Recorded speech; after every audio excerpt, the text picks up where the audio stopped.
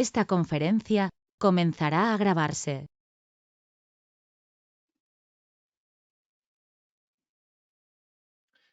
Bien, pues vamos a dar comienzo a una nueva sesión de lectura explicada de un curso de milagros.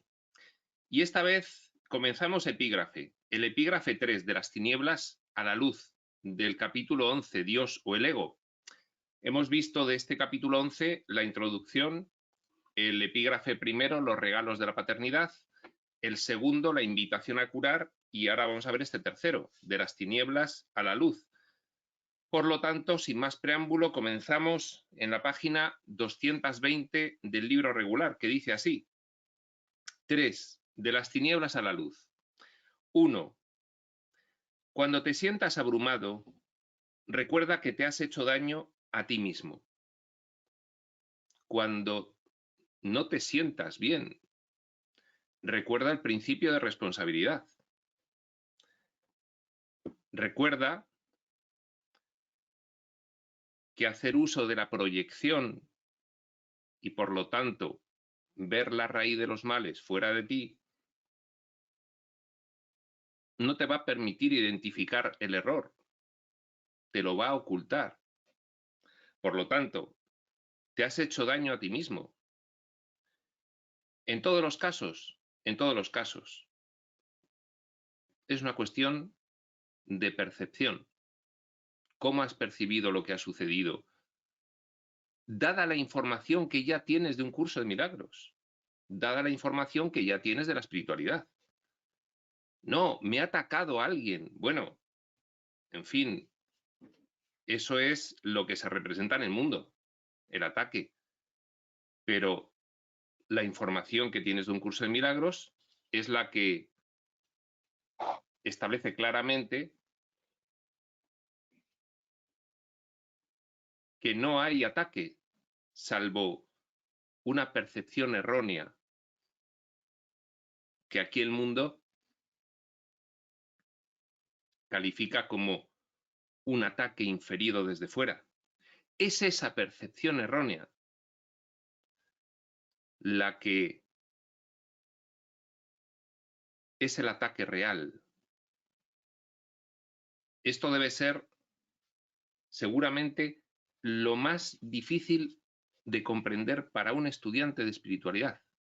Lo más difícil, dado que nuestra mente ahora mismo, en estas experiencias humanas, está operando con el mecanismo de la proyección-percepción.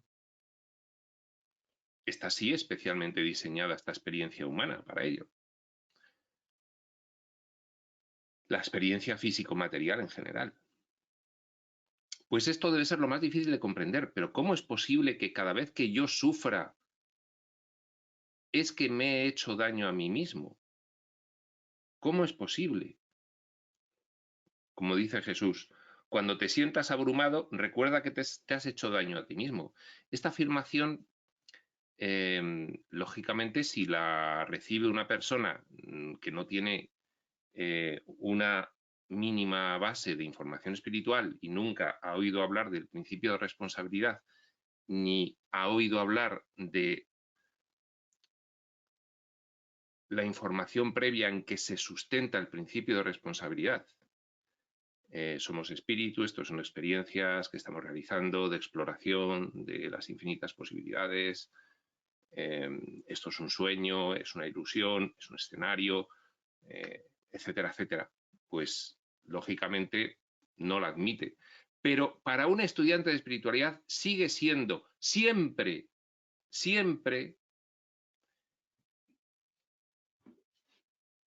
lo más difícil de integrar. Siempre, durante toda su etapa de aprendizaje en el escenario humano, en el escenario físico-material, sigue siendo lo más difícil de asimilar. Por eso es un punto esencial en un curso de milagros, el principio de responsabilidad. Te va a parecer que te han hecho daño, pero si te sientes abrumado es que te has hecho daño a ti mismo. Siempre alguien dirá, Y un recién nacido que es abortado, ¿cómo se ha hecho daño a sí mismo? Bueno, pues porque previamente a esa concepción, en el periodo previo a esa secuencia como personaje físico-material, ha planificado ese reto. Se lo ha dado a sí mismo como experiencia. Con lo cual, se cumple en toda circunstancia que dentro del escenario, siempre que percibes un ataque desde fuera, te has atacado a ti mismo, pero la proyección está ocultando esta realidad. La proyección sofisticadísima de todo este diseño en el cual parece que hay formas separadas, cuerpos,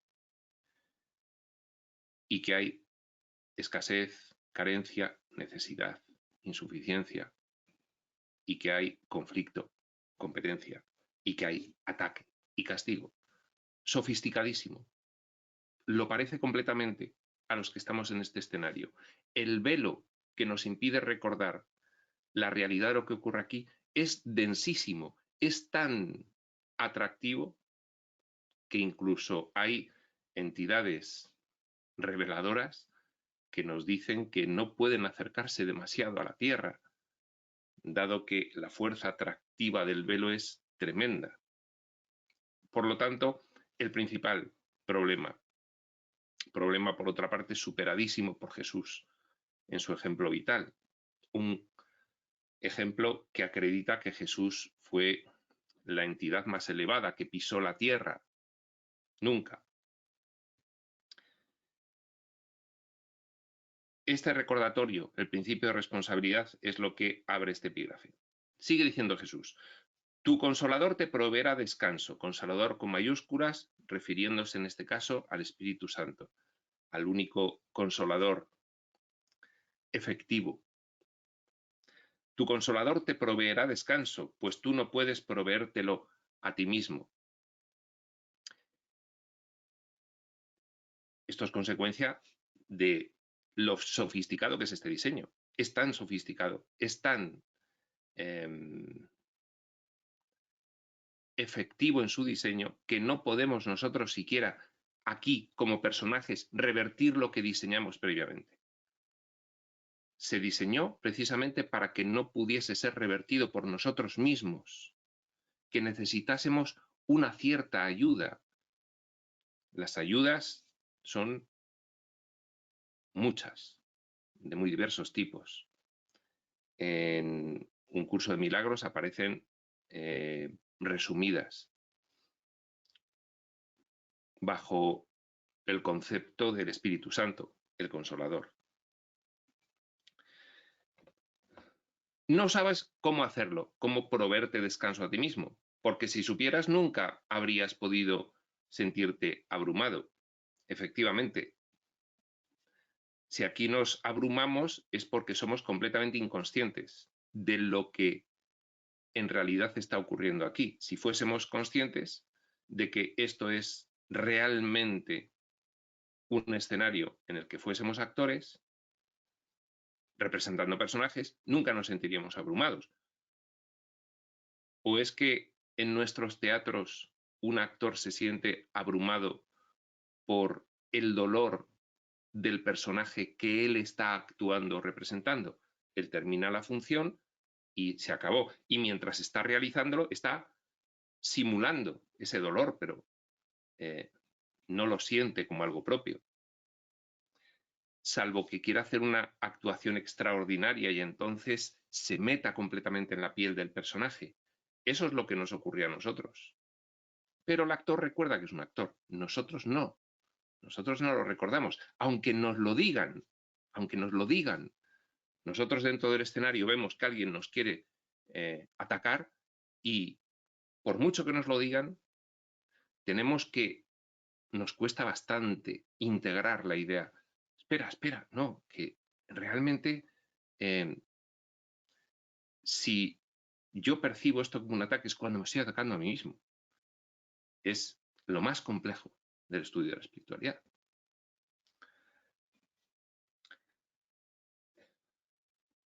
Si no te hicieras daño a ti mismo, no podrías sufrir en absoluto, pues esa no es la voluntad de Dios para su Hijo. Bueno, esto pues parece algo evidente, ¿no? Una vez que ya vamos teniendo un concepto elevado de Dios, que es el que nos proporciona la espiritualidad, el que nos proporciona un curso de milagros en concreto y la espiritualidad revelada en general, un concepto más elevado del concepto de la religión y por supuesto más elevado de los conceptos históricos, pues ya es algo que, bueno, bien, eso sí que parece que lo aceptamos. Es decir, Dios es amor, Dios no quiere para nosotros el sufrimiento. Si no te hicieras daño a ti mismo, por lo tanto, no podrías sufrir en absoluto, porque Él no te lo va a causar. Esa no es la voluntad de Dios para su Hijo. El dolor es algo ajeno a Él, evidentemente. El dolor es un concepto que se está ensayando aquí, ya que Él no sabe de ataques y su paz te rodea silenciosamente. Esto que nos dice Jesús es para evitar la proyección que realizamos sobre Dios. Este mundo hostil e injusto no sería así si no fuese porque Dios lo está permitiendo e incluso alentando y tal y cual. No, Jesús quiere que abandones la proyección sobre Dios, que es una de las proyecciones más importantes, que proviene del temor a Dios, que es sencillamente el sentimiento de culpa propio por haber iniciado estas experiencias de exploración, que por otra parte estaban perfectamente planificadísimas y consentidas por Dios. Pero al entrar el personaje aquí y sentir la culpa profunda de la separación, le es imposible no sentir miedo y proyectar ese miedo sobre Dios y ver lo malo. Y proyectar, por tanto, en Él la causa de los males del mundo. Entonces Jesús insiste, esta no es la voluntad de Dios para su Hijo, el que su Hijo sufra, porque el dolor es algo ajeno a Dios, ya que Él no sabe de ataques, evidentemente. Es que incluso podríamos hablar de Dios como el conjunto Dios-filiación, Dios como esa unidad que somos. Es que nosotros en nuestro estado natural tampoco sabemos nada de ataques, ni de dolor, ni de nada de eso. Esto es un diseño para el personaje, un diseño del espíritu para el personaje, para esa exploración ilimitada de situaciones que una mente infinita realiza. Claro, en la divinidad no hay dolor, no hay ataque, es amor. Dice, y su paz te rodea silenciosamente. Este es un concepto que debemos tener siempre muy presente. Claro, tenemos la mente tan acostumbrada a reaccionar con la proyección que es un constante recordatorio el que la espiritualidad debe realizar para que desbastemos nuestra mentalidad y desterremos toda idea de proyección. ¿Qué ocurre si te dice Jesús, siempre que sufres te estás atacando a ti mismo? Bien, ya no puedes proyectar sobre los demás, pero siempre te queda proyectar sobre Dios. Eso es porque Dios permite que nos ocurran estas cosas. Entonces lo siguiente que hace Jesús es desmontarte la proyección sobre Dios. Ni proyectes sobre el mundo, ni proyectes sobre Dios, ni proyectes sobre ti. Simplemente asume la responsabilidad de que todo esto, dada la información que te estamos dando desde el otro lado del velo, es un diseño que has realizado. Y no hay en absoluto ninguna situación que te pueda acontecer sin que tú previamente no hayas dado un consentimiento, hayas establecido un perímetro en el cual eso que para que ocurra pueda ocurrir siempre. Dios permanece en perfecta quietud. Su paz te rodea silenciosamente. En Él no hay conflicto alguno. Recuérdalo, no proviene de Dios el que tú te sientas abrumado. Siempre se debe una decisión tuya. El conflicto es la raíz de todos los males, pues al ser ciego no ve a quien ataca. El conflicto es ciego. Siempre que hay conflicto, hay ataque. Y sufren todos los involucrados, que perciban el conflicto. Todos los que lo perciban sufren. Imaginaos una reyerta callejera. 10 personas, 8 inconscientes de todo esto. 2 completamente iluminados. Ponte que fuese Jesús y, en fin, pues algún otro. ¿Quiénes sufrirían en esa reyerta entre los 10? Pues los que percibiesen incorrectamente esa situación. Los que percibiesen conflicto en ella. ¿Qué percibiría Jesús? Según él dice aquí, peticiones de ayuda y de amor. Ya lo acreditó en vida.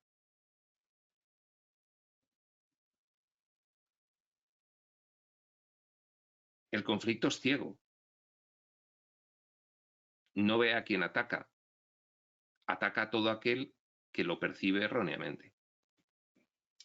Es decir, ataca a todo aquel que está en conflicto interno, que sostiene creencias irreconciliables con su naturaleza. A todo el que percibe erróneamente. Es ciego. No se dirige el conflicto específicamente con nombre y apellidos a alguien, sino a todo el que perciba esa situación erróneamente. De hecho, es posible que en la pasión de Jesús estuviesen en conflicto los discípulos y los apóstoles más que él. Él acreditó no estar en conflicto con esa situación, más allá de lo que puede no estarse en conflicto en una situación tan extrema y cruel. Los que lo percibieron sí estaban en conflicto, en sus mentes, internamente, con lo cual sufrieron. El conflicto es ciego. ¿A quién ataca? A los que tengan el conflicto en sus mentalidades. Independientemente de que sean el objetivo del ataque físico. 2. El Hijo de Dios necesita ciertamente consuelo, pues no sabe lo que hace al creer que su voluntad no es la suya. Está enajenado aquí en estas experiencias, está distraído. Esto lo veíamos en una sesión sobre un curso de amor, sobre el capítulo de estar presente, capítulo 30. Estar presente es no estar enajenado o distraído, estar en el ser, estar consciente en todo momento. El Hijo de Dios necesita consuelo, pues no sabe lo que hace, está distraído, está enajenado, al creer que su voluntad no es la suya, al creer que su voluntad no es la de Dios, al no percibirse a sí mismo en su divinidad. Entonces necesita consuelo. Es como los enajenados de los hospitales psiquiátricos. En fin, se les intenta tratar muy bien porque se sabe que están enajenados, no son conscientes de sí mismos, sufren por ello y necesitan consuelo. El reino es suyo del Hijo de Dios. Y sin embargo, vaga sin hogar aquí en estas experiencias humanas. El Hijo de Dios vaga sin hogar bajo este densísimo diseño de dualidad. Aunque su hogar está en Dios, se siente solo y rodeado de hermanos, se siente sin amigos. No está presente. En esa sesión que hemos comentado de un curso de amor, decíamos, una pareja puede estar juntos, pueden estar juntos físicamente toda la vida y sin embargo sentirse en soledad porque no están presentes el uno con el otro. Cada uno está a lo suyo, con sus propósitos mundanos. Aunque el hogar del Hijo de Dios está en Dios, se siente solo. Y rodeado de hermanos se siente sin amigos, porque no sabe quién es, ni dónde está, por tanto, ni quiénes son los demás también hijos de Dios. ¿Cómo iba a permitir Dios que esto fuese real cuando Él no dispuso estar solo? Vuelta a recordarlo, Dios no tiene nada que ver con tus sufrimientos aquí. Esto ha sido un diseño que se ha realizado, no es real. Este diseño lo has realizado tú. Sí, hubo un plan, sí, pero la proyección aquí no cabe en absoluto. Él no dispuso estar solo. Si tu voluntad es la suya, estar solo no puede ser verdad con respecto a ti, porque no lo es con respecto a él. Bien, esto es un triángulo. Si tú desconoces cuál es tu origen, pues lógicamente puedes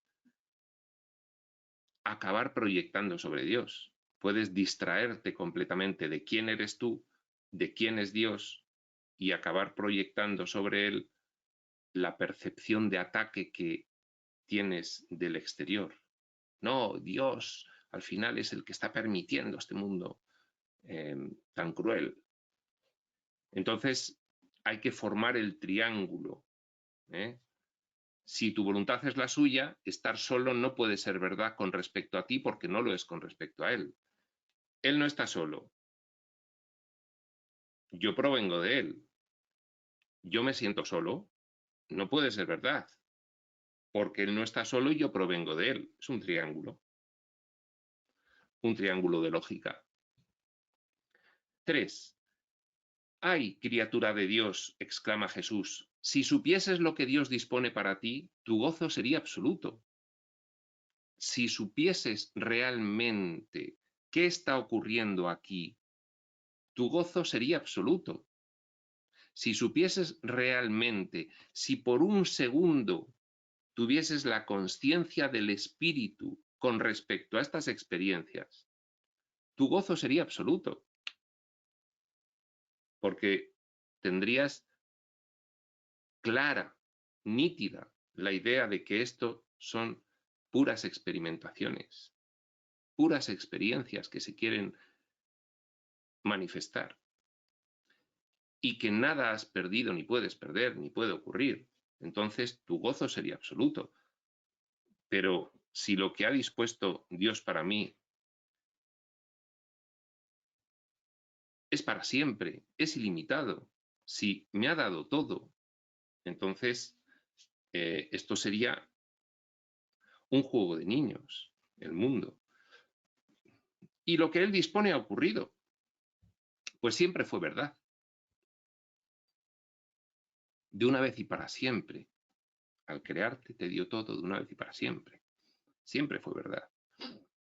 Cuando venga la luz, cuando te ilumines, cuando despiertes, cuando realmente entiendas, comprendas términos técnicos, hayas expiado y perdonado, expiado en el sentido de comprensión y perdonado, por tanto, todo lo que acontece en el mundo. Cuando venga la luz y hayas dicho, la voluntad de Dios es la mía, ya por fin, nada de lo que ocurre aquí me es ajeno, porque lo decidí yo con Dios. El conjunto Dios-filiación decidió la exploración espaciotemporal hasta sus últimas consecuencias.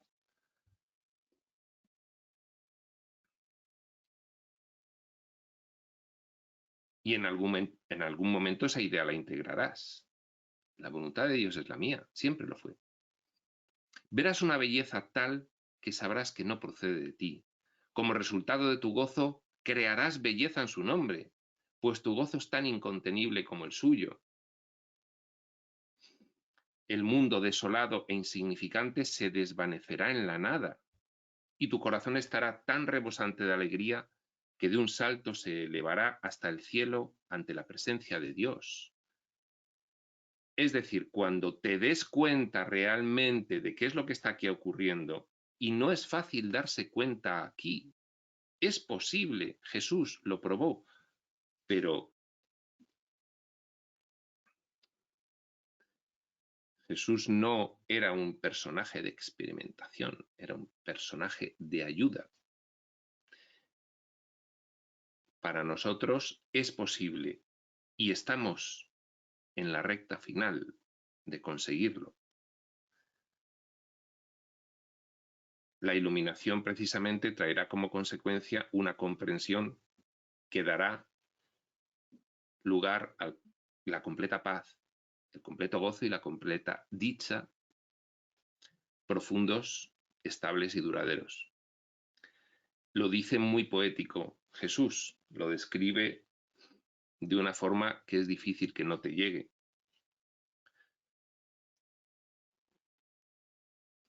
El mundo desolado e insignificante se desvanecerá en la nada sin ninguna importancia.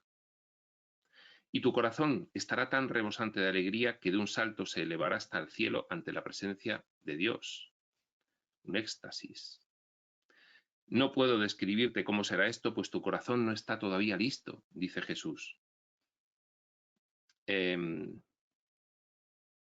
No podrías ni siquiera comprenderlo, dada la situación extrema de experimentación como personaje humano en la que estás. Pero algún día lo experimentarás. Puedo decirte, no obstante, y recordártelo a menudo, que lo que Dios dispone para sí mismo lo dispone para ti, y lo que Él dispone para ti es tuyo. El triángulo. Otra vez. Siempre el triángulo. ¿Qué dispone Dios para Él? Eso mismo lo dispone para ti. Tú eres Dios. Con lo cual, se alcanza perfectamente la comprensión de que todo esto que está ocurriendo aquí no es real, no tiene por lo tanto ninguna importancia ni relevancia a efectos espirituales, a efectos de la realidad de lo que eres. Y precisamente aquí el objetivo de este juego, de estas experiencias, es llegar a reconocer en el entorno más hostil posible esa gran verdad y tener la experiencia de poder reconocer esa gran verdad en el entorno más hostil posible. Es un juego extraordinario.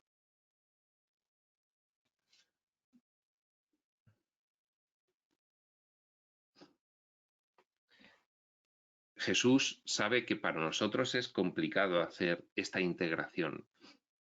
Comprenderla intelectualmente como bonita idea, sí, pero integrarla es difícil. Y por eso nos dice, puedo decirte, no obstante, y recordártelo a menudo. Es que te lo tengo que recordar a menudo, porque sé lo difícil que es para ti integrar esta idea. Que lo que Dios dispone para sí mismo lo dispone para ti, y lo que Él dispone para ti es tuyo. Recordar ese triángulo. 4.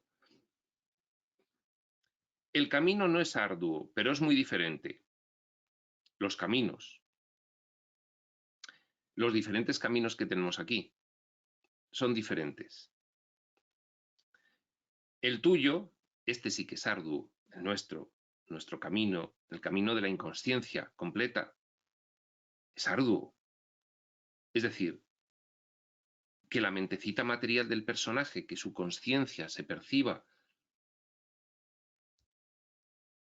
la última mota de polvo en el universo y completamente separada de Dios, cuando en realidad es Dios, es arduo. El tuyo es el camino del dolor, del cual Dios no sabe nada. Dios no sabe nada en el sentido de que no es el camino de Dios, el del dolor. Ese es el camino que en verdad es arduo y muy solitario, nuestro camino. ¿Cómo resolvemos nosotros el conflicto? Es arduo y es solitario, porque estamos en el diseño de la separación. Y entonces, hasta que uno no se da cuenta, siempre resuelve el conflicto de la misma manera, con más conflicto. El miedo y la aflicción son tus invitados y moran en ti, acompañándote donde quiera que vas. Pero la jornada tenebrosa no es el camino que el Hijo de Dios desea recorrer. Hay otro camino. Ese camino nos lo empiezan a decir cuando estamos preparados para empezar a oírlo.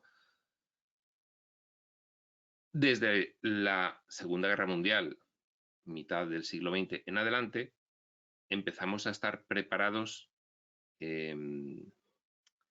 masivamente. Masivamente no quiere decir que seamos mayoría en el mundo, sino que muchos de una minoría estamos ya preparados para escuchar esta información, que la jornada tenebrosa no es el camino que el Hijo de Dios desea recorrer, que en realidad, si reconoces cuál es tu naturaleza, no intentarías dar solución a tus problemas con los medios del mundo, que si tuvieses la información necesaria y suficiente, entenderías que hay un camino mejor.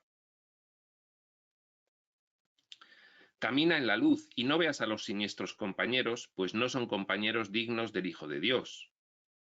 Ya sabes que el miedo y la aflicción, el miedo, la culpa, son los compañeros tenebrosos, la creencia en el mal, el miedo, la culpa. Ya lo sabes, ya tienes esa información. Tenlo muy claro, solo hay dos caminos. El de la creencia en el mal, el miedo y la culpa, con todo lo que implican, y el del reconocimiento de tu naturaleza real. Solo hay esos dos. Aunque el de la creencia en el mal, el miedo y la culpa, la creencia en el pecado, el miedo y la culpa, se disfrazan en una variedad enorme de caminos diferentes, pero son uno. En todos hay creencia en el mal, miedo y culpa. Solo en uno no hay eso, en estas experiencias. Camina en la luz y no veas a los siniestros compañeros, creencia en el mal, culpa y miedo. Pues no son compañeros dignos del Hijo de Dios, que fue creado de la luz y en la luz. La gran luz, con mayúsculas lo pone, Dios, siempre te rodea e irradia desde ti, porque tú eres Dios, y Dios es todo. Y todo aquí, de forma trascendente, es conciencia, y la conciencia es el espíritu manifestado.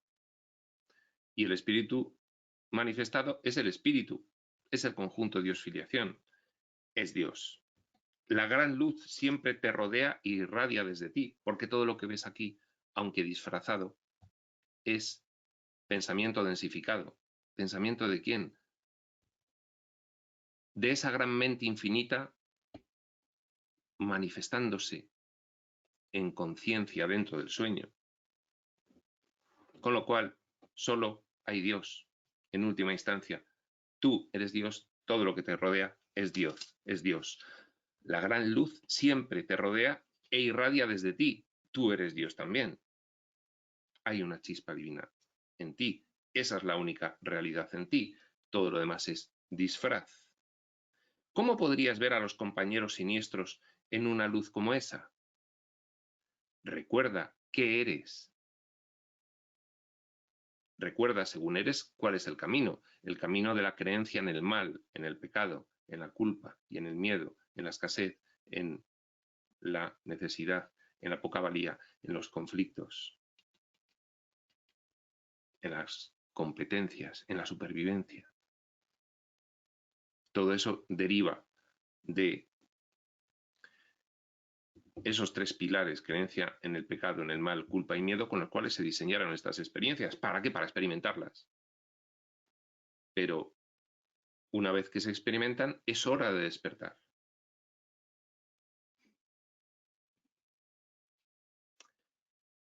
Y no es un despertar mágico e inmediato. Cada uno debe descubrir que está soñando y despertar. Cada uno. No hay un final de función y ya está, todos despiertos. No. Una función que es un juego en el que cada uno debe salir del juego. Es como un laberinto, y cada uno que entra en el laberinto debe aprender a salir. Un laberinto enorme. No hay forma de que se te rescate. Se te pueden dar pistas. Mira, que vas en mala dirección. Mira, que vas en una dirección algo mejor para salir. Pero cada uno debe salir.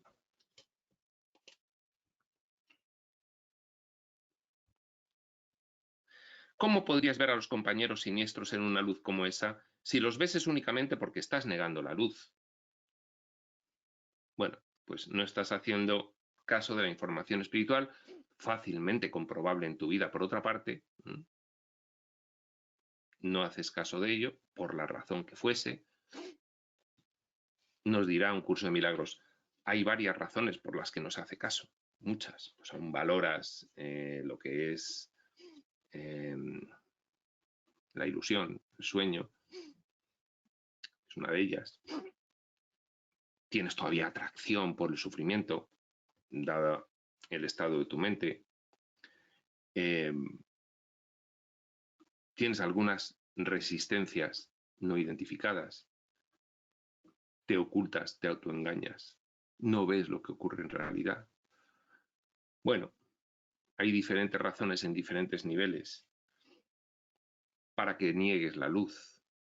Todas se deben a la involución extrema de tu mentalidad, porque estas experiencias son extremas. Niégalos a los siniestros compañeros, a ellos en vez de a la luz, dice Jesús, pues la luz está aquí y el camino ha sido despejado.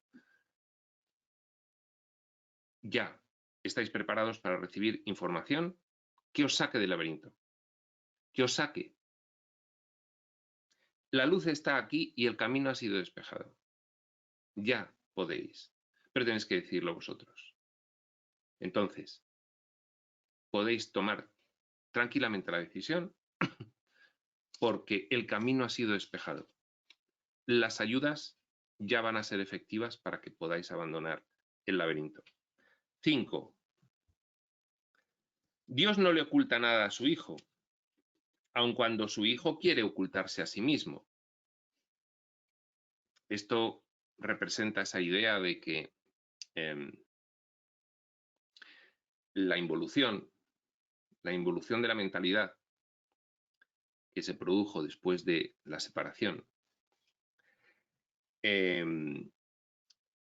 genera tal demencia en la mente del hijo que llega un momento en que lo único que quiere es presa de rabia, vergüenza e ira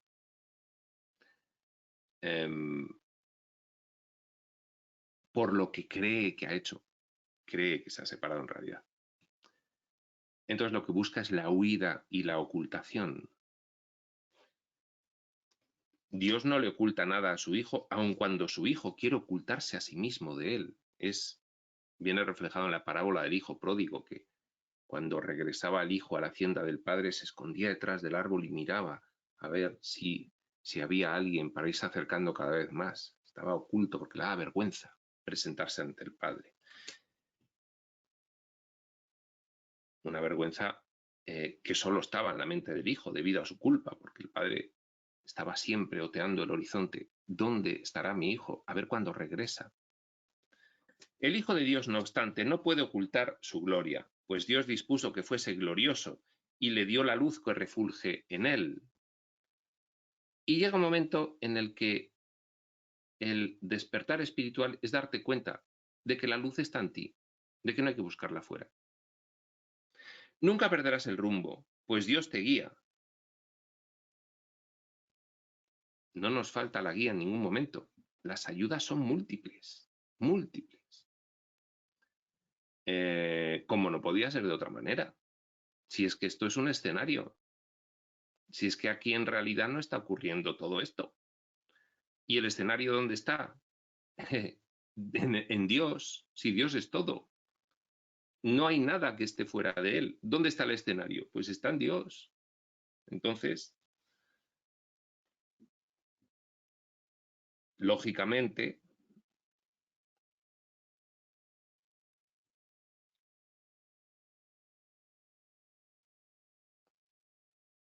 donde lo pone, que no lo encuentro, nunca perderás el rumbo, pues Dios te guía. No lo puedes perder. Cuando vagas sin rumbo, no haces sino emprender una jornada que no es real. Estás otra vez bajo el engaño, la ficción de creerte que lo del escenario es real. Cuando vagas sin rumbo no haces sino emprender una jornada que no es real. Bueno, en fin, aquí estamos acostumbrados a eso. Hemos emprendido tantas. Los compañeros siniestros, creencia en el pecado, culpa y miedo, y todos sus derivados. Y el camino tenebroso no son más que ilusiones. Hay que integrar esa idea, poco a poco. Jesús nos la recuerda circularmente, constantemente. Vuélvete hacia la luz, pues la pequeña chispa que se encuentra en ti es parte de una luz tan espléndida que te puede liberar para siempre de las tinieblas. Espíritu manifestado, en séptimo nivel dimensional, en el físico material, en un escenario extremadamente escabroso. Bien, pues el humano es ese espíritu manifestado en esa situación. Por lo tanto, hay una chispa divina. Por lo tanto, hay espíritu. El espíritu no está en estas experiencias, pero el espíritu permanece en el centro siempre, siempre, de toda manifestación. Es la hojita blanca del gran árbol de conciencia, que puede estar rodeada de una masa negra o grisácea, pero dentro está esa hojita blanca, siempre. La chispa que se encuentra en ti es parte de una luz tan espléndida que te puede liberar para siempre de las tinieblas. Pues tu Padre es tu creador y tú eres como Él. Recordatorio, recordatorio, recordatorio. Hasta que comprendamos y aceptemos la idea. La integración vendrá al ponerla en práctica. Pero hay un periodo largo de negación, que Jesús me dice que yo soy como Dios y eso no es verdad, no es verdad, no es verdad. Y Jesús, sí, sí, sí. Y cuando empiezas a hacerle un poco de caso, te dice, pero ponlo en práctica, porque si no, es una bonita idea que se te irá. Entonces aquí hay dos fases. Primera, comprensión intelectual. Primera, aceptación, porque estarás en negación. Tú eres como Él, tu Padre es tu creador y tú eres como Él. Y tú no, no, no. Y Jesús, sí, sí, sí. Cuando hayas dejado de decir que no y aceptes que sí, te dirá, ahora tienes que actuar como Él, porque si no, no cierras el círculo de la integración y por lo tanto no sales del laberinto. Pero inicialmente Jesús te repite machaconamente la misma idea para que dejes de negarla. 6. Las criaturas de la luz no pueden morar en la oscuridad. No es su naturaleza, pues no hay oscuridad en ellas. No te dejes engañar por los consoladores siniestros, aquellos que te dicen, tú eres más fuerte que ese atacante, atácale tú, a su vez, y destrúyele. No te dejes engañar por los consoladores siniestros, ni permitas que entren en la mente del Hijo de Dios, pues no tienen cabida en su templo. El templo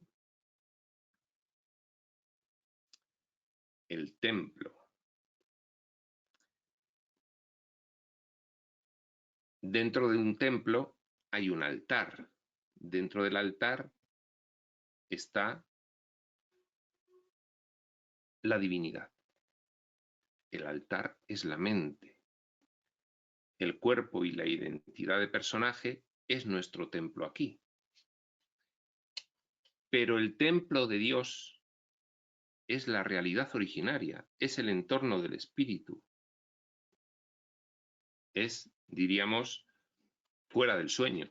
Es el nivel dimensional 0.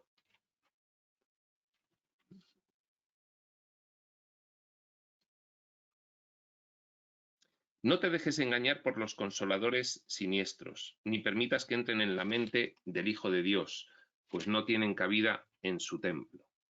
Cuando te sientas tentado de negar a Dios, recuerda que no hay otros dioses que puedas anteponer a Él, y acepta lo que su voluntad dispone para ti en paz, pues no la puedes aceptar de ninguna otra manera.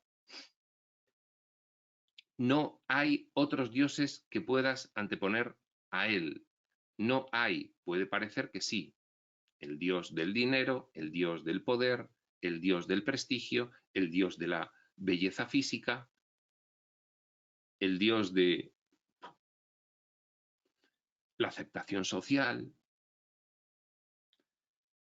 No hay otros dioses que puedas anteponer a Él. Por eso, cuando te sientas tentado de negar a Dios en favor de esos otros dioses, recuerda, ese es el camino del sufrimiento, porque te acompañan los consoladores siniestros, como hemos visto antes.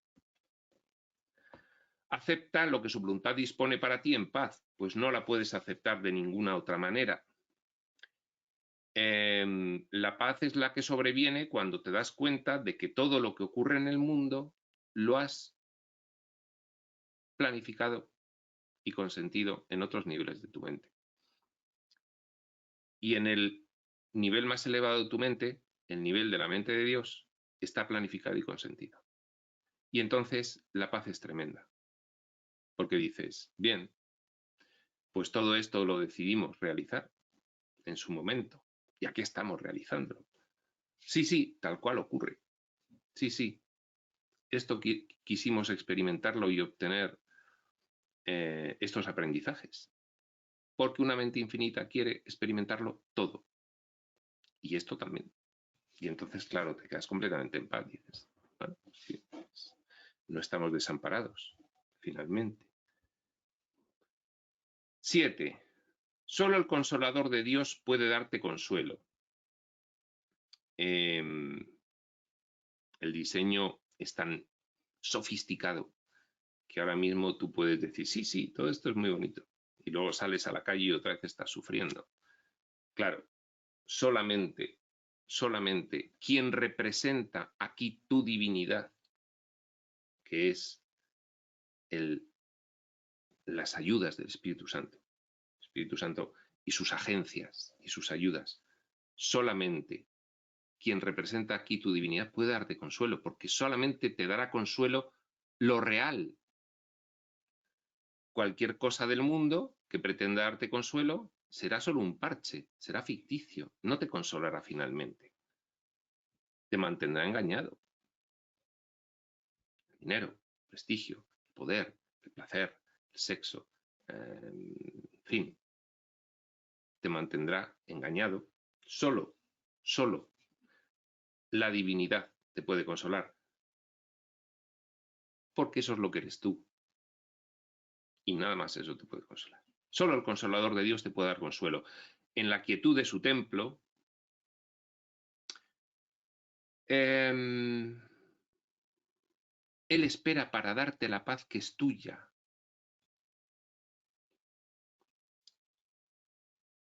En la quietud de su templo, Él espera para darte la paz que es tuya. Pues bien,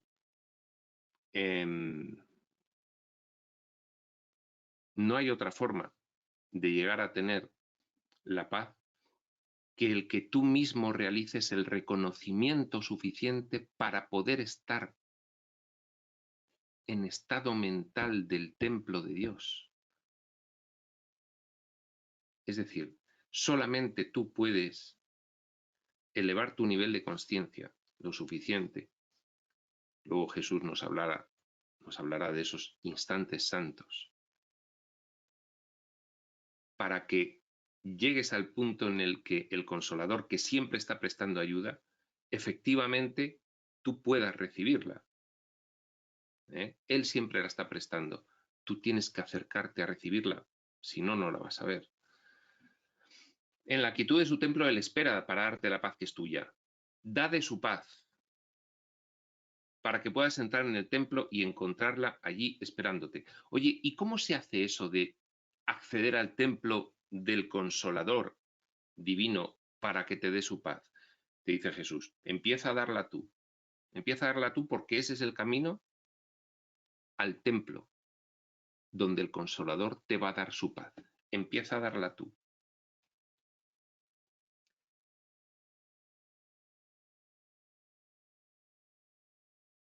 Más, sé santo en presencia de Dios, o de lo contrario no sabrás que está allí, pues lo que no es como Dios no puede entrar en su mente, porque no fue su pensamiento, y por lo tanto no es de él.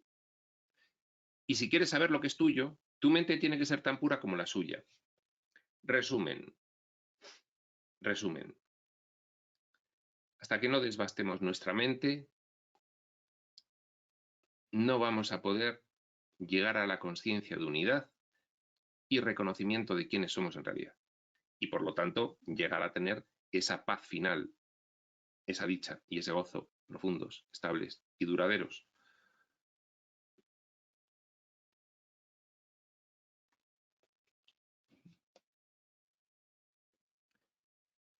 Y es esta frase tan poética y tan profunda, mas sé santo en presencia de Dios o de lo contrario no sabrás que estás allí, es que no lo verás.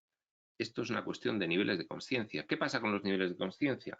Que el que tiene un nivel de conciencia superior es consciente de dónde están los demás, pero el que tiene un nivel de conciencia inferior no es consciente de que haya nadie por encima, porque la conciencia en estas cuestiones espirituales no tiene nada que ver con ninguna otra manifestación humana, con inteligencia, con nada. Entonces, aquí se puede ser muy inteligente, pero si tú tienes un nivel de conciencia determinado, no percibes niveles de conciencia superiores al tuyo. Y esto es lo que está ocurriendo en lo que quiere significar esta frase. Sé santo en presencia de Dios, sé consciente de Dios. O de lo contrario, no sabrás que está allí. Pues lo que no es como Dios no puede entrar en su mente porque no fue su pensamiento y por lo tanto no es de él. Es que no te puedes dar cuenta.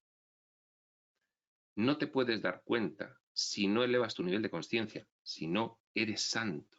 No te puedes dar cuenta de el objetivo final de esta información. No te puedes dar cuenta de quién eres si no emprendes un camino. Es el camino del aprendizaje.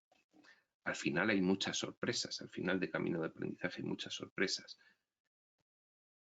Ya te va adelantando Jesús que no hay otra manera de darte cuenta sino poco a poco, aumentando tu nivel de conciencia, irte dando cuenta de los regalos de la paternidad, de lo que va trayendo ese aumento de conciencia, de lo que te vas dando cuenta que previamente no ves. Y eso es una cuestión de ir avanzando poco a poco e irse dando cuenta poco a poco. Si no decides dar el paso de avance, no te das cuenta de lo que hay tras ese paso que has dado. Si no das ningún paso nunca, pues te es desconocido todo lo que te espera en ese camino de aprendizaje según vayas dando pasos y subiendo de nivel de conciencia.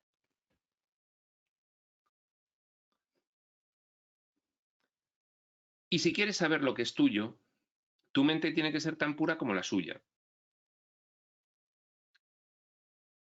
No hay otra manera que purificar tu mente, aumentar tu nivel de conciencia para poder comprender cada vez más a Dios, tener conceptos más elevados cada vez que nos permitan entendimientos mayores cada vez de lo que es el triángulo que formamos: personaje, Dios, filiación, personaje, Dios, filiación.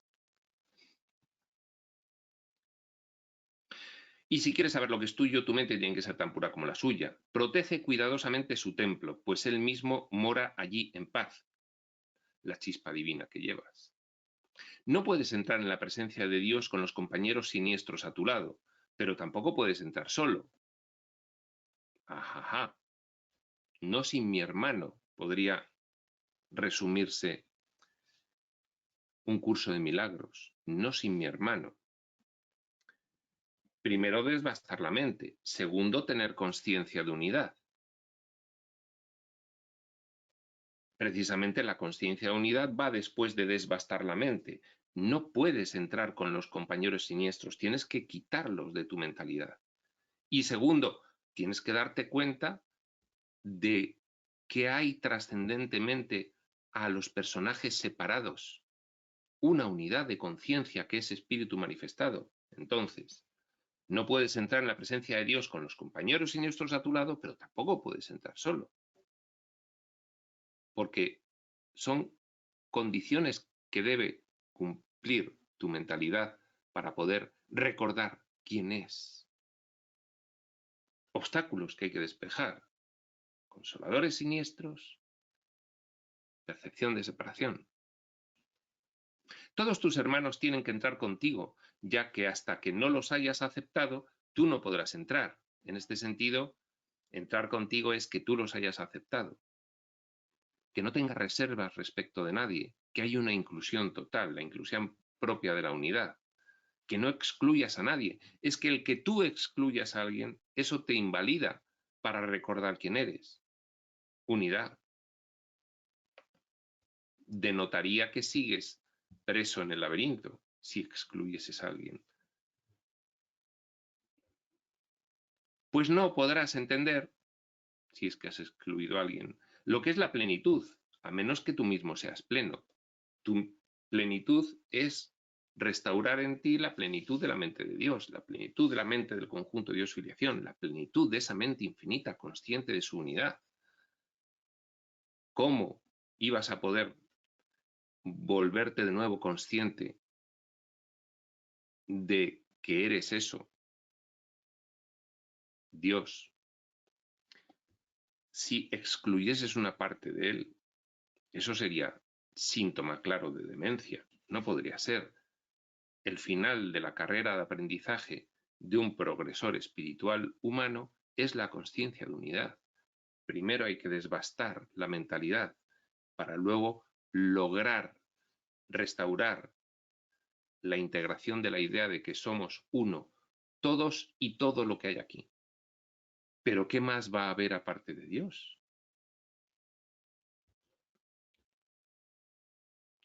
Pues no podrás entender lo que es la plenitud a menos que tú mismo seas pleno, tu mentalidad. Y ninguna parte del Hijo puede ser excluida si su deseo es conocer la plenitud de su Padre. El anhelo, el deseo, ¿lo tienes? Sí, ya está, ponlo en marcha. Y los demás que no lo tienen, ya lo tendrán. Están en un estado mental ahora mismo que ni se dan cuenta de que lo tienen. Tienen ese anhelo y deseo inconsciente e interno. Tú estás en el camino espiritual expreso. Tú tienes ese anhelo y deseo consciente. Quiero la plenitud de Dios. Con eso vale. Y los demás también, pero no son conscientes de que tienen ese anhelo y deseo. Ya lo serán. Su mente aún no está todavía, su mentalidad aún no está todavía suficientemente desbastada. La tuya está suficientemente desbastada como para ser consciente de que tienes el anhelo y el deseo de la plenitud de Dios. Con el anhelo y el deseo vale, pero solo consciente, no, también el inconsciente. Entonces, ¿mis hermanos también lo tienen? Sí, pero no se dan cuenta, ya se darán cuenta. ¿Tú te das cuenta de que lo tienes? Sí. Pues bien, a despedir a los consoladores siniestros como compañeros del camino, porque no te van a llevar por el buen camino, y a entrar con todos tus hermanos, en el sentido de no realizar una exclusión de nadie, porque si realizas una exclusión de alguien, no estás aceptando la conciencia de unidad, por lo tanto, no estás aceptando que eres una unidad, por lo tanto, no estás preparado para saber quién eres realmente. 8. Puedes aceptar en tu mente a la filiación en su totalidad. Aceptarlo en mi mente. Excluyo a alguien, incluso mis mayores enemigos, incluso aquellos que confrontan completamente con mi ideología e entorno social y tal, incluso aquellos que, en fin, aquí dentro del escenario, pues han representado un ataque contra mí. ¿Acepto a todos? Sí. La bendigo entendiendo qué es lo que ocurre en realidad. Bendecirla con la luz que tu Padre le dio. ¿Puedo ver realmente quiénes son en realidad y qué ocurre aquí? Sí. Serás entonces digno de morar en el templo con Él, cuando ocurran todas esas cosas. Puesto que tu voluntad no es estar solo, puesto que tienes anhelo y deseo de plenitud, y eres consciente de ello, estás en el camino de la espiritualidad, tu voluntad no es estar solo. Dios bendijo a su Hijo para siempre. Si tú le bendices mientras estás en el tiempo, morarás en la eternidad. Para salir de la ficción, de la ilusión, necesitas reconocer la unidad fundamental, trascendente, tras toda apariencia de forma, la divinidad tras toda apariencia de conflicto. Reconociendo eso,